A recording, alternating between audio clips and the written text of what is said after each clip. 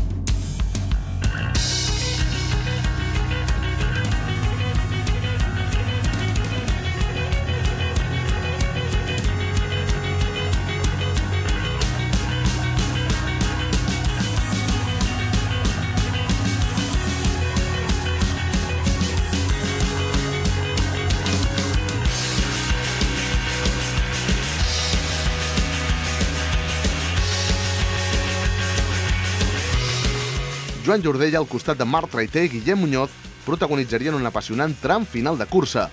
El trio de ciclistes que configurarien el grup capdavanter va agafar la batuta i no va ser fins al darrer quilòmetre de la prova quan el corredor de l'ambicist va forçar un canvi d'escenari.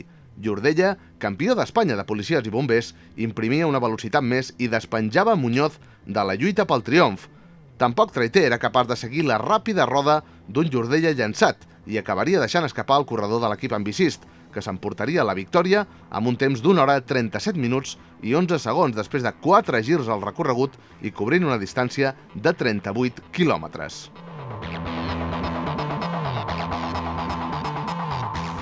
La segona plaça seria pel gironí Traité a 11 segons del guanyador i que amb aquest resultat conserva el liderat a la classificació provisional.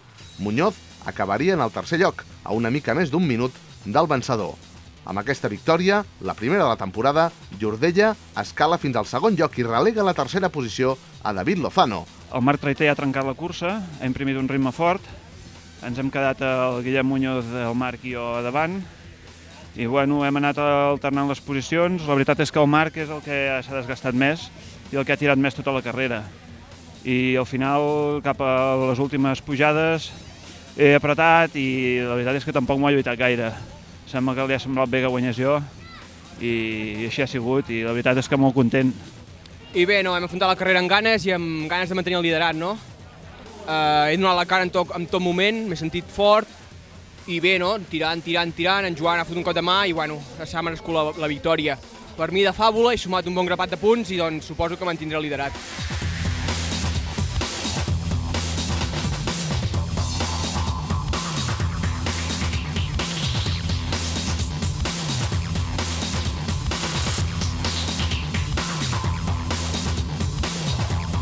El millor sots 21 de la prova seria Ever Alejandro Gómez, que finalitzava, a més, en una notable 7ª plaça a la general, mentre Diego Latassa s'enduria la victòria a la categoria sots 23. En categoria elit femení, Anna Villar tenia a tocar la possibilitat de tancar el campionat i assegurar-se matemàticament el títol, tenint en compte el gran avantatge que mantenia la provisional i el fet que de cara a la classificació final es descompta el pitjor resultat. Villar va sortir molt conscienciada del valor dels punts i fou Sandra Santanyes qui prendria la iniciativa als compassos inicials, col·locant-se líder de la prova. però en la segona volta patia una punxada que feia esfumar les seves opcions de lluitar per la victòria. Anna Villar, de la Yala Team, prenia el relleu i ja no deixaria la primera plaça fins a completar les 3 voltes de la seva categoria i creuar la línia d'arribada amb un temps d'1 hora, 29 minuts i 39 segons, amb 3 minuts de renda sobre Santanyes.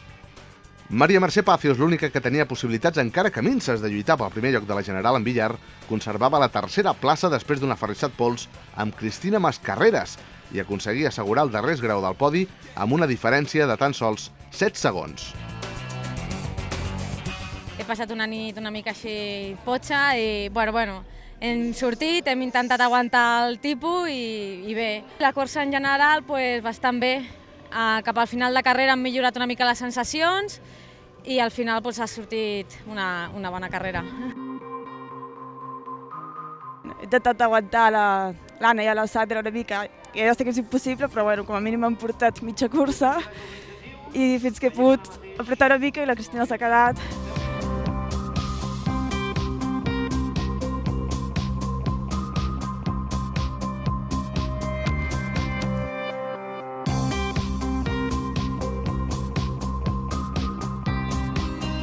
El Gran Premi Massa i Copa Catalana Internacional acomiadarà la temporada 2010 el proper 3 d'octubre, en el marc de la Fira dels Esports d'Aventura i Oci a l'aire lliure Outdoor Sports Experience, que es celebrarà al costat del Palau Sant Jordi a Montjuïc.